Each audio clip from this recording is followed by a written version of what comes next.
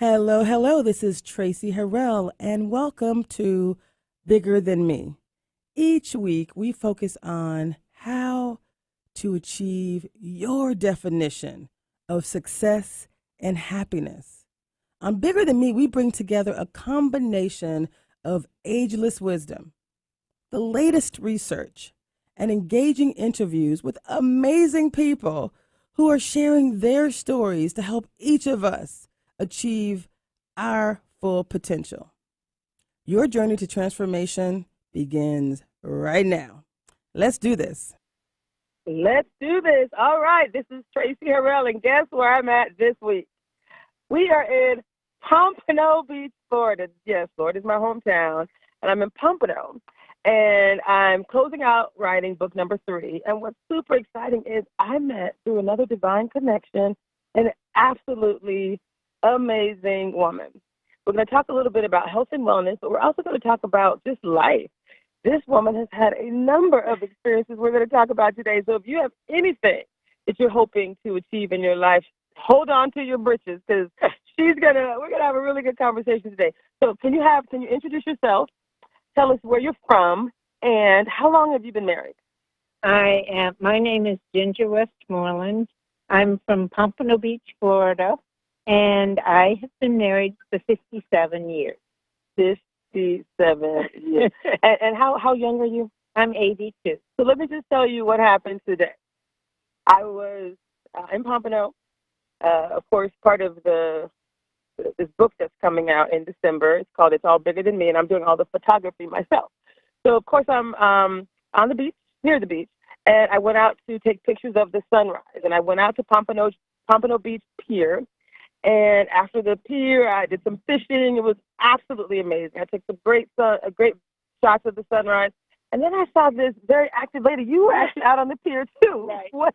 And she was working out, and she was all fit. And so afterwards, I was like, so what's your story? You look amazing.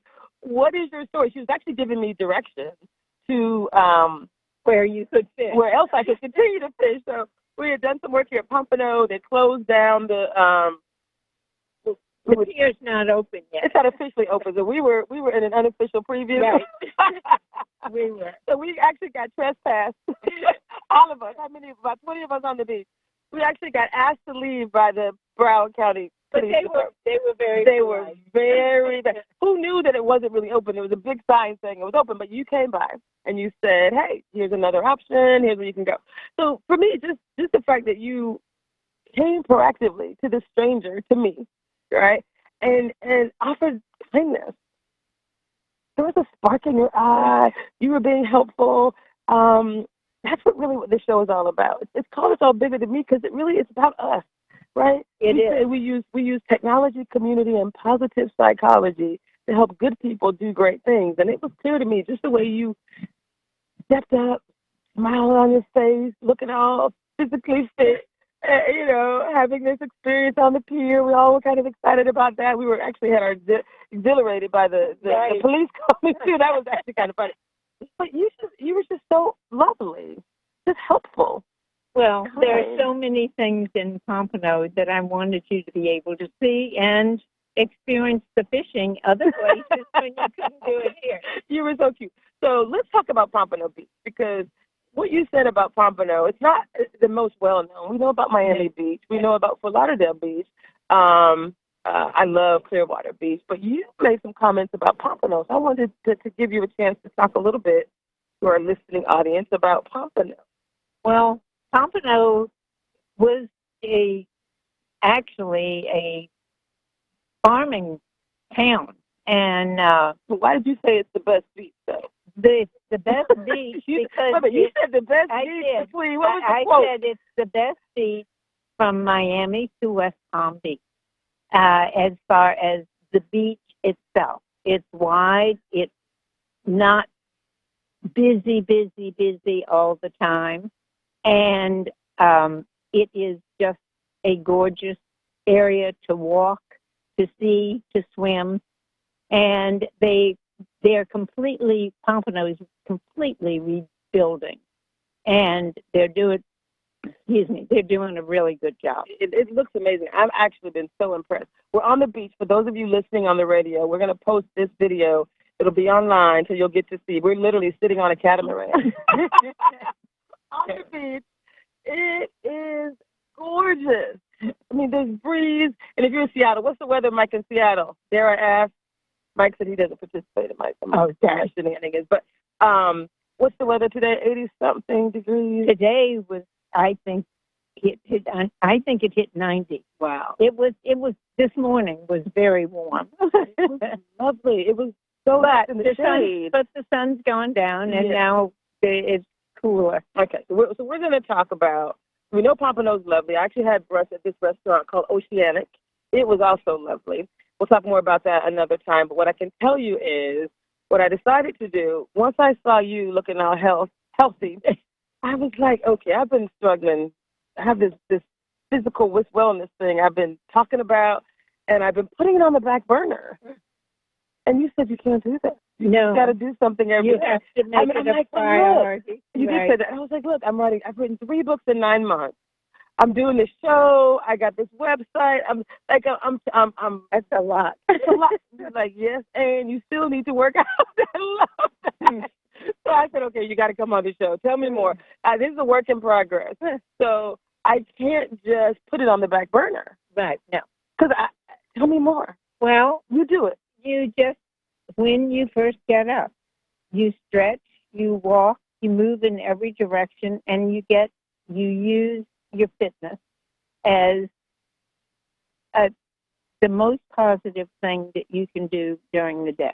Wow. You just do. You just get out and do it, and you feel so much better by the time you finish. If you wait until 2 hours later, too many excuses. Mm-hmm. I love that. I can tell you, I haven't really had a whole lot of habits. The one thing I've been doing since I left Microsoft in December was a lot of, just like I said, the book, the writing. That was, when you know what your purpose is in life. I am meant to do this show. I am meant to help to make the world a better place. The books, like I said, I'm writing so much, it's insane. And so I have a practice of prayer and meditation in the morning. And I write, I either bring in information or put out information. So I'm either writing or I'm taking in new information. But I'm not working out. You need to walk, or even if it's 15 minutes. I need to do it after your meditation before you start your writing. There you go, people. It's official. And I know I've said this on the show a few times. We have this coach that comes on. He's a high performance coach, and we've talked about weight loss. And the truth is, we've talked about being intentional. And what I realized, and this is a great part of the book, I said, you could be intentional, but you have to pay attention. Yes. It's not just about being intentional. I'm intentional once a week when I remember that I'm supposed to be doing it, but I'm not intentional every day in the morning. So if I make it part of the routine, then I'm putting it into practice. It's not like a theoretical intention. It is a practical intention. And you begin to see a result, whether it be you feel better, whether it be you set a routine. And that in itself for me is an accomplishment. Yes. Right? So basically And once they say, and I don't know, they say if you do something for 3 weeks in a row, it will become a routine. Okay, people. So you've heard it here first. You heard it here first. Once a week, even though I'm going to have other people on the show, even though there are other topics, I feel like because the show is called Bigger Than Me, I have a little bit of controversy because I'm like, I can't be talking about me and my weight loss because it's bigger than me. But I got to bring that in. So I have to intentionally bring in at least 5 minutes. Maybe I'll end the show with a 5-minute fitness update, right? Even though it's way bigger than me and we got some great people with great stories like but we all need it. We all need it. Right. And so I'll be setting an example, and I'll be asking those listeners to identify one thing that you've been putting on the back burner, too. Let's do this together. One thing that you've been putting on the back burner, whether it's focus on your education, starting a business. Are you moving forward with that goal? Being a better parent, being a better husband, wife, etc., starting a new career, whatever it might be. Let's decide together from this moment on. First thing in the morning, we're going to allocate some period of time, and you decide what it is, and you're going to just make it a habit to move forward on that particular goal every day. Every day. Not 5 times a week. No, every day. Did you hear it, people? Okay, every day. It's official. So I'm putting myself accountable to the world right now. I'm putting it out there, and I will check in every show. I won't take more than 5 minutes because, again, it's way bigger than me. But I do think doing this will actually, to your point, it's such an example. Like, part of the reason that I'm doing this is I have nieces that are overweight. Right? Many people in America are struggling with their weight. And I'm like, well, if I can do it as much as I love to eat, let's talk about it. At least 5 minutes out of an hour. There you go. We're going to do it. Okay. Now that we got that out of the way. Now let's talk about you. Let's talk about, there's so many fascinating things you shared. So you said you were married for 57 years. Yes. Many marriages don't work. Right. Longer than 5 years. Right. So in 57 years, what words of wisdom would you share? What would you say were some of the things that helped or that you would advise? Number one, compromise. Compromise. Okay, let's talk about that now. Let's peel back the onion. Okay. So you said compromise. I'll let you give me your highlights, and then we'll come back and dig deeper. Basically, I don't care whether it's your daughter, your husband, your sister, your brother. You all have your own ideas. And what if you are so stubborn that you cannot give in to what they're wanting? It's, you're hitting a brick wall. So compromise is important. So not just in marriage and relationships. Right. So you said some other things. So compromise. Number one, hopefully you love each other. And so you said be loving. You have to be loving. People don't know what that means. I'm gonna pause you. Okay. You have some great things. Okay. Compromise, be loving. There are some people who their parents weren't loving. Maybe their parents were never together. Maybe they've never seen a loving relationship. So I think I'm a little too loving. But what does that mean? Like, be descriptive. What does loving mean? Loving means caring about listening to them and caring about what they care about. It may not be your number one goal, but if you at least are kind, empathetic, willing to do what they would like to do and work together. And, there are a lot of hills and mountains to climb in a marriage that long. And, but basically, I think the longer you are together, the more willing you are to give and to work with them. And it's very rewarding in the end. Wow. What I love about you, that was not the answer I expected you to say. I love it. See, I have not been married for 57 years. Right. So the fact that you just described loving as listening. Yeah, you have to listen. Being open to what the other person wants. Understand, like they're investing time in what they want. Miss Ginger, that's genius. That is genius. I don't think I'm the best listener sometimes. Well, none of us are. and particularly when we have when we're working, when you have this, you come home and, and it's hard. It's hard. It's not, even with your children, you don't always stop and listen. And it's important. Wow, I love that. So, loving. So, compromise, be loving. Empathy. That's a good one. Empathy, kindness. I don't know what else did I say. So let's pause. So we got compromise, meaning you're always going to get your way. Loving, meaning listen, right, and connect, with them and what they want and need. Empathy, be empathetic. So that's kind of somewhat connected. Talk about being empathetic. So that's a little deeper. Well, it is. So tell me more about how that manifested in a 57-year relationship. Well, not always wanting your way, and trying to understand why what they want is so important, and is your having your way more important or not? It's deeper. So basically, we talk about compromise, which is level one. Realize that there's two people in the relationship. Right. You know, you're going to get a little bit what you want and what they want. Be loving. Now you're saying, I actually want what they want. I want to hear what they want. Well, you may not even really want what they want, but you want to make your marriage work until you're willing to give it a try. And I think, as opposed to, you're wrong. That's not what I want. I don't like, right. Yeah. So I don't like beach. So my honey is like a clean fruit, meat fruit. And I love the beach. So he never wants to get sand in his shoes or anything like that. But you can imagine how many beach trips and how many vacations we had that involved water. Now, did he spend 25 to 45 minutes desanding? Oh, yeah. I call him the master desander afterwards. Oh, yeah. Oh, we could not bring one gravel of sand into the car. So are you with me? He would do what I wanted, but at the end of the day, I sat back and watched him master desand everything. And then, and there was some real compromise there, where I could have been like, let's just go and just sand.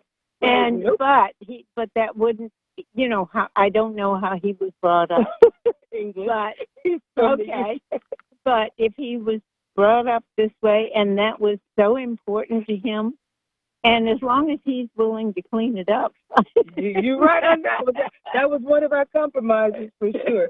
And then I think over probably the last year, I've been a lot more loving. I realized that I was moving so fast. Right. And you have to slow down to listen. Well, when you're doing as much as you're doing, God help. It's hard. Well, it's hard because it's so important to you what you're doing. You're on a goal.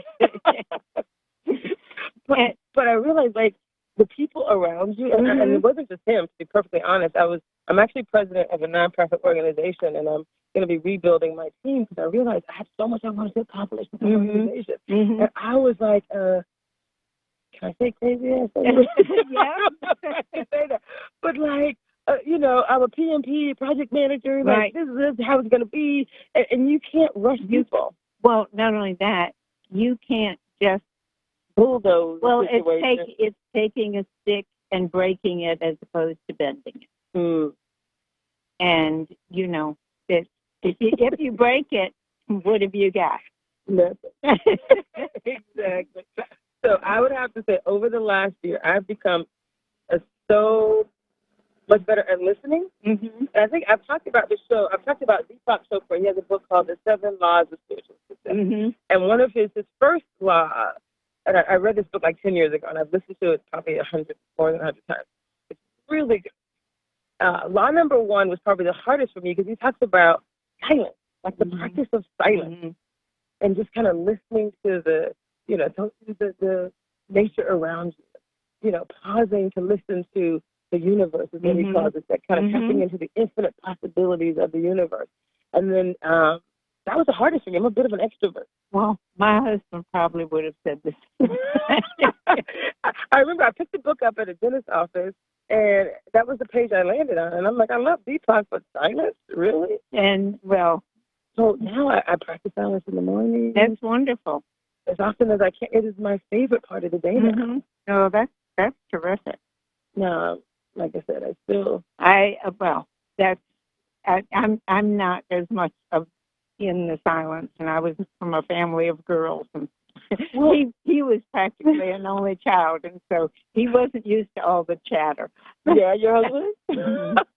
That is fun. What I realized is, in listening to Deepak talking about silence, and helping me to listen not only to, my higher power and pausing and connecting and compromising, but I also started listening to him a lot more and realizing, one of Deepak's other laws is around, because of the law of detachment. So those are my two hardest. The rest of them are easy. I'm a natural giver. I think the detachment one is difficult. Detachment. So basically detaching from the outcome.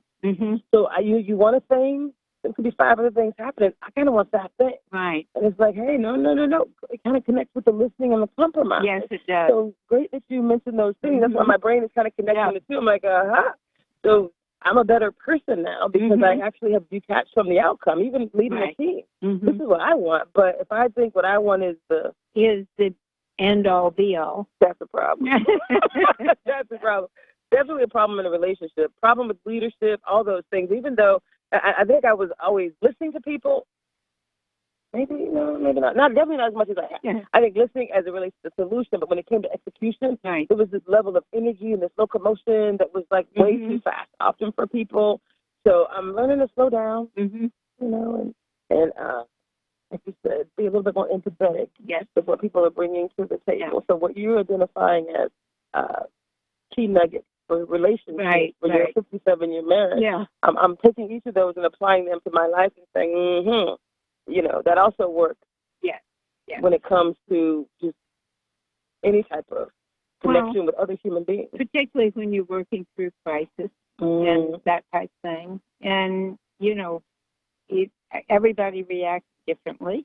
And so it's hard to, because when you're brought up like your husband, when you're brought up completely different, and you say, what? And we had a little bit of that. I love it. So we got your keys to your 57-year marriage. One of them was compromise. We talked about being loving. Definitely the concept of loving kind of includes listening. And then you said empathetic. Yeah. I love it. So empathetic, you're feeling kind of what they're feeling. You feel their feelings. You're trying to feel their feelings. You're trying to understand and empathize from where they're coming from. So you're hearing it. Is kind of the first phase, being loving enough to hear what they want, make sure you are actioning and compromising. But empathetic is that next level. It's kind of feeling what they want. I love that. I love it. And then you said be kind. Yeah. You're so kind today. Well, that's like a natural trait for you. Well, the kindness is just to everybody. I mean, people in the world are good for the most part. And if you're kind to them, they generally will be kind to you. You said that earlier, and I thought you were so sweet. And what I loved about what you said, we were talking about, you said you've traveled extensively. Yes. Tell us a little bit about your travel. Well, I started out, I was an Army brat, and so lived around the United States quite a bit. Then grew up in Massachusetts while my father was overseas for 4 years during the war. Then I moved to Richmond and then traveled. When I met my husband, I worked for the Federal Reserve Board, and we traveled all over the United States. And as I said, my daughter, from 5 weeks to 16 months, had been in 42 states. Wow. So that's a lot. That's a lot of travel. That's a lot of travel. And then we spent 8 years overseas. Wow. And so in underdeveloped countries. And so and then back to the States, and then finally it was his desire for Florida. Yeah. It wasn't my desire at the time. Compromise. I wanted California, and my family was, part of my family was in California, but he had set his heart on Florida all of his life. So, and it's lovely here. Yeah, it is. It is. No earthquake. No, but hurricane, been through, and yes. Yeah, I was born here. Okay. In Orlando, so well, we had a huge one 10 years ago here, where it destroyed everything that we had. So. Wow. In Pompano? I was in the apartment. Yes. At the time? Mm-hmm. And you guys have to evacuate? Well, we did. That was the first time they never called for it. Oh, so normally they call for an evacuation. They thought it was going to be a tropical storm, and it came in from Naples. And so it was a combination of hurricane and tornadoes. Wow. And so we had millions of dollars worth of damage. Wow. Yeah, we sat and watched furniture blow out the windows, and yes. What? Yeah. While you were in the apartment? Yeah. So. And furniture was blowing out the window? Where were you? Well, we went down to a lower floor. And so. Okay, that's another show, people. That's another show. We survived. I love that. Yeah. Yeah. Wow, you're fascinating. You have tons of great stories. So when you mentioned all the travel, I said, well, what was the place that you loved the most or what you learned the most about travel? And that's when you mentioned that story about kindness. Mm-hmm. Well, I traveled 42 states in less than 2 years. Yes. But you traveled to other countries. I think the other countries and where people don't speak your language and you don't speak theirs, and the importance of not being the ugly American that has to have it my way and understanding how hard their life is. And most people are really kind and caring. And so, I mean, they truly are if you give them a chance. And I love that. Of all the places you traveled, did you say you were in Vietnam? During the war? No, I wasn't in Vietnam. I was in Laos. Wow. And Thailand. During the Vietnam War? During the Vietnam War. So you've seen conflict? Oh, yes. Drama? Oh, yes. Drama? Yes. You have to say what your husband did? We don't have to move on. Yeah. So he was with State Department, we'll put it that way. There you go. And of all the things you've seen, war zones, etc., I love that you've come out with that people are kind. People are kind. And it has been a wonderful experience for my children. And because they are very worldly and very, very giving and kind and thoughtful. I'm very proud of them. I love it. We talked a little bit about your kids, too. Yeah. We were talking about fitness. And right. You were saying you work out every day. Like, oh, tell me more.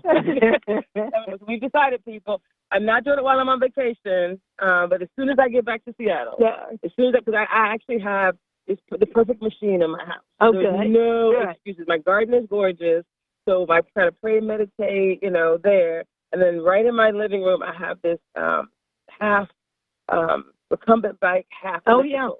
So kind of like my two favorite machines right there, so I can climate control and I can get dressed and go anywhere. No excuses. So I am committed to doing at least 15 minutes to start. Now, I'm probably going to do more than that. No, I would start. I would say don't start with some unachievable goal. Exactly. I'm just building on the habit. Yeah. I just want the habit. Try it for 3 weeks. Done deal. Done deal, people. This is it. Like I said, one of the books I'm writing, it's funny because I was writing, anyway, we'll keep it both. I'm focused on fitness. And when we were talking about my fitness goals and what I was going to do, and you were talking about what you did, and you were talking about your daughters. You said each of them, tell us who they are, what are their names, where do they live, and what do they do for fitness? And these are busy people, because I was like, so this is I want you to give people a confirmation of why anyone and everyone can work out a little bit every day. Right. So your daughters are busy. They are very busy. Some high-profile roles and jobs and just busy. Well, they're doing. They're making. My oldest one, Donna, is, she does triathlon. Triathlon. Yes. And has done very, very well, which she's the one that I think gave me the inspiration. Nice. I mean, you talk, because she has a very busy job, but she starts out every morning with her priority of fitness. It's a priority. It's a priority. You have to do. Yeah. You have to do. Yeah. And then my second one, Renee, is she does horseback riding and rowing, and which is amazing to me. And you say she's in New York? She's in New York City. She's being very intentional about going and you have to, exactly.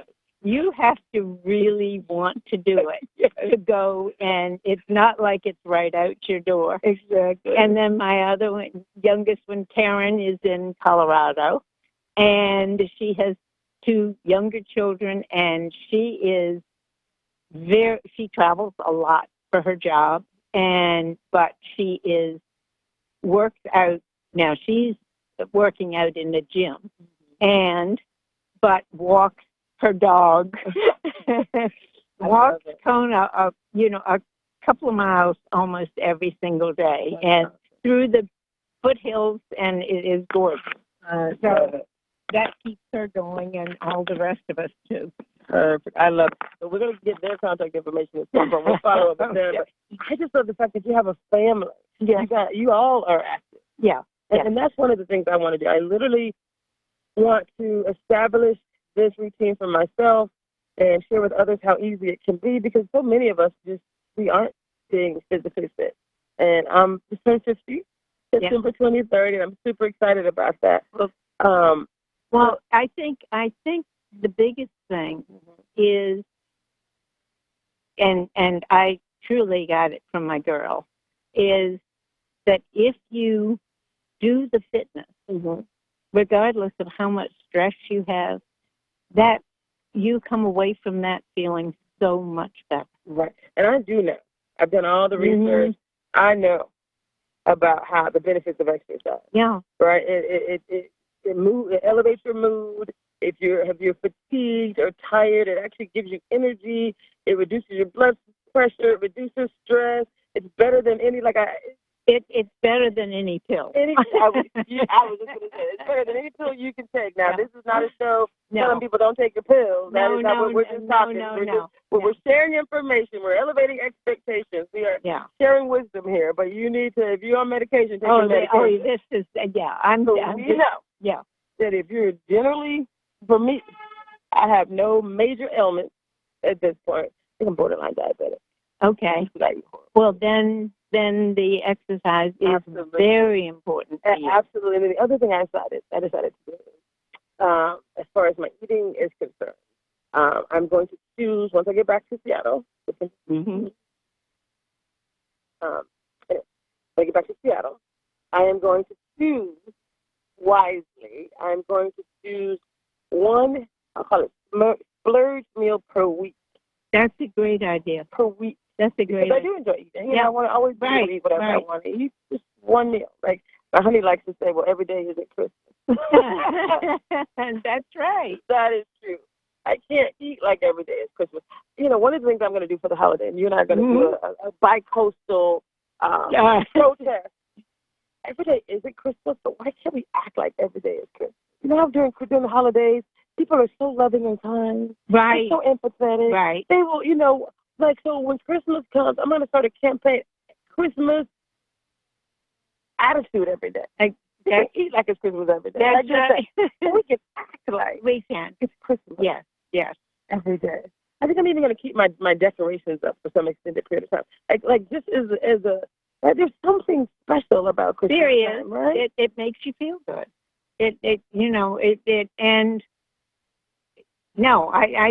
I think that is true. I think you bring out your party best. I love that. So kind of going back to what you said about being loving and kind.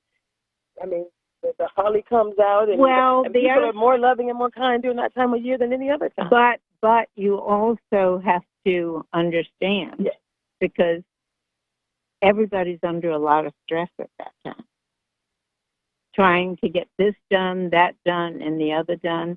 And when you really have to take a deep breath before you start giving your, I've got to do it my way.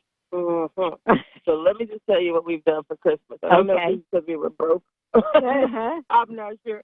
But my family, at one point when I was growing up, I guess I was growing by that point.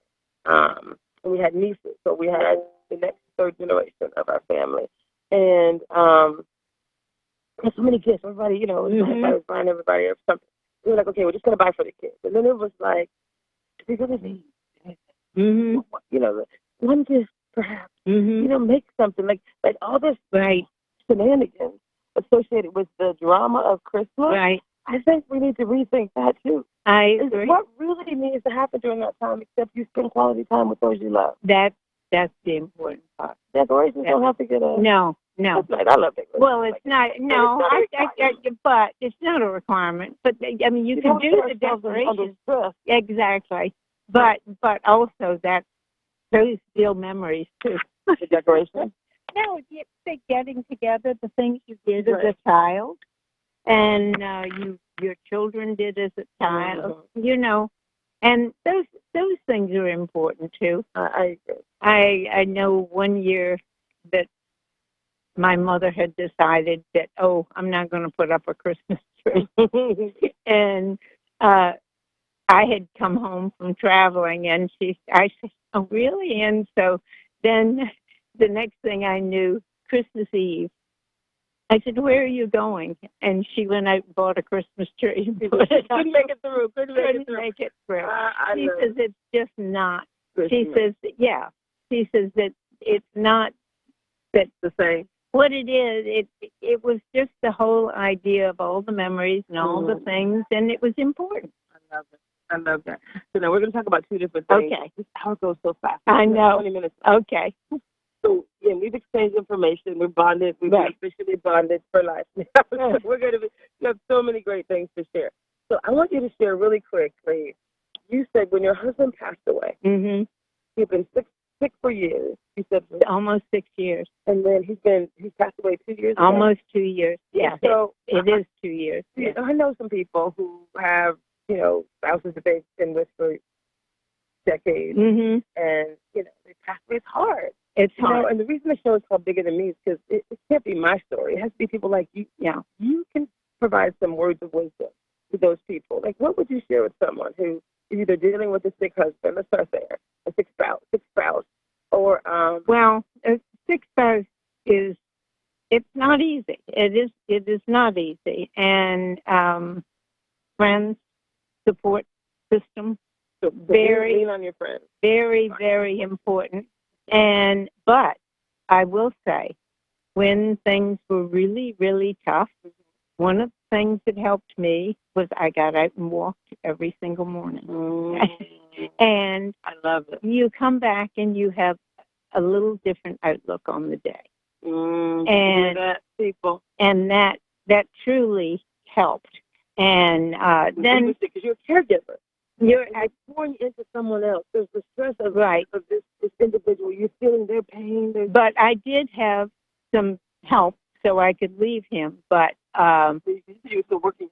I was still working at the time. I finally ended up giving up my business. But it's but even when you have a caregiver, several hours a day or whatever, getting away and taking a break for whether it's exercise, whatever it is really important. You can burn out quickly. A little self-care. Yeah, a little self-care is very important. I like the sun is setting, whatever. So it's getting done, so it's okay, people. Yeah. We're just beautiful. This video is going to be great. Our faces aren't as visible, but the background. That's okay. It's like, thank God. And then the other thing I think is interesting is you talked about after he passed away, how hard that was. Yes. When you've never lived alone for 57 years, it is. So for you, that was the thing. You were like, you married him at what age? 24. And so you sit there. I mean, that first year between the paperwork, the adjustments, family was so important to me at that time, and my friends. And don't rush into, like they say, don't rush into anything.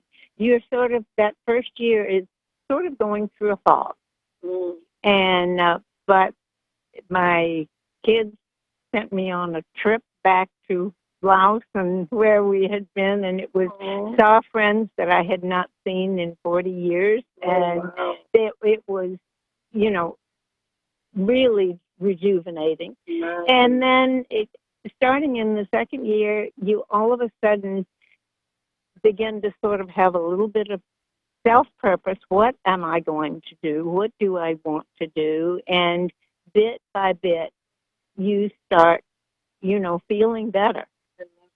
And one of the things that I've just recently started is volunteering, and that is a tremendous thing too. And so I think you have to lean on your friends. I think you have to be supportive of them, because we had all gone through that. We lost we had a whole group that was down here, and each one by one, the husbands were passing away. And then the family has been, even though they're not here, but they're on the phone, you can count on them, and that's so important. So basically, you would tell someone there's light at the end of the tunnel. There is light, but it comes gradually. All of a sudden, one day, you realize, hey, I feel better. And, but again, through that. You're also being intentional. Yeah, right? you are. So you were being intentional. You have to sort of find. You were waking up, You have to, to me, the exercise was. You still exercise? Oh, that was, I would say, one of the most important. Right. And so if you're not exercising and you're going through something tough, just to get out. Well, if you just get out and walk, don't listen to anything, or do listen to something, but just walk. The amazing thing with walking on the beach in Pompano that I love is one day you walk down there's a wedding going on. On Sundays there's yoga on the beach, and you watch somebody cook one day for a holiday, somebody cooking a whole pig for a barbecue. And, people are so interesting. Just walk in nature, walk around people, and get out and realize there's a whole other world out there besides you. Okay, you had a loss. Yeah. Exercise with yourself, but also keep it moving. Right. You gotta keep it moving. But don't push it. Understand. Understand that it's not going to happen. You're not going to wake up one day and say, "Hallelujah, I'm all over it." No, that does not. It's slow. You said it's a slow. It's a slow process, and and remember your wonderful memories. Yeah. No, I mean it. You have to forget this person. You said you went back to pictures and pull out the things that you've done, and and I mean it was. Smile, no, really, because was it painful? Well, sure, it's painful, but on the other hand, what would life have been like if I hadn't had that to share him with? So you're not thinking about the loss. You said, "Wow, we had 57 years of awesome memories." Absolutely. Oh, that's great. No, you're focusing on. On the show we talk a lot about being intentional. Mm-hmm. So you're being intentional. Also, this concept of positive psychology. Oftentimes it's easier said than done. But basically, you're saying when you're in a negative headspace, focusing on positive things will you get through. Trying, yes, exactly, and call on your friends. Call on your friends for support. My friends and neighbors were terrific. I love it. Look at this. We got barely 10 minutes left, so I'm going to have you. Mike, hopefully you can see this. Mike, we're going to. What are we talking about? This is so much to say. We're bringing you back. There's no way I can squeeze all the great things you have to share here into this call, but I really appreciate when you were talking about, you said there was 1 year where you lost your parent. Oh. Your grand. Can you tell us about that? You had major losses in 1 year. I'd never lost. We have a small family, and I had never lost anybody at that time, and I was overseas and 12,000 miles away, and within that year, I lost my grandmother, my mother's mother. I lost my mother. I lost my grandfather, and I lost my father. Wow. And in 1 year. In 1 year, and I was away for all of it. Wow. And so it's number one, when I did come home when my mother was ill. But, there's one thing that when you can't change something, which death you can't change, you all of a sudden realize, you know, I've got 3 kids. I have to keep going. Mm. It's just, you know, I can't let them realize sort of how devastating this is, because we were moving from one country to another in the middle of it. Right, that's right. And so we had, my daughter, I couldn't walk. She was, when I was gone for a month when my mother was ill, I came back and she wouldn't let me out of her sight. Wow. So anyway, but you realize that one step in front of the other, one foot in front of the other, and you gradually, you know, get through it. Wow, I love that. What I also love about this is, you know, I guess the piece of advice that I heard you share was, you know, it takes time. It right? takes. But you said you were also being intentional. You were still doing things. Well, you were still working out. You were still when you could. Well, you right? had to answer to your family. You had to answer to other things. You had to keep his job kept him, you know. Okay, we're moving. So there weren't any options. You had to keep going. Exactly. Excellent. So if I had to think about raising children now, you've got 3 beautiful daughters. I do. What words of advice would you share when it comes to raising your girls? Oh, gosh.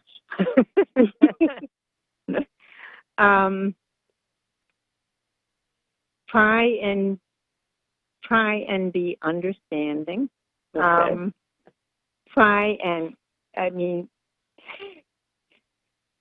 It's hard. To raise kids. It's hard to raise kids. I mean, there's no rule book, there's no guidebook. Nobody. So that's why I like to talk to people who have done it, and, yeah. you know, and get a little advice. But I will tell you that there's no joy greater than having children. Really? Yes. And girls, you hear that? and what was, you know, where they were young people and growing up, they're friends now. Oh, friends with you? They're friends. Yes, oh, they're my lovely. friends, and they are, you know, they're terrific. So I hope we look back and say, I must have done something right. Right. So what advice would you give to someone who's I don't know, struggling? Someone who, you know, maybe you got a teenager, and you're a single parent, and they're driving you crazy. It's hard. It's very difficult, and if need be, seek help. Oh, I love that, because we don't have all the answers. We really do not. Okay. And so maybe by talking, I mean, you can start with friends. Mm-hmm. You can start, they say with a psychologist, go and just blurt out everything to your friend. And, but if you can get professional help, or if you can, there are many help ideas out there. But truly, don't ignore them. Their problems are as important to them as don't yours ignore are. Their kids, their problems. Oh, yes. I love that.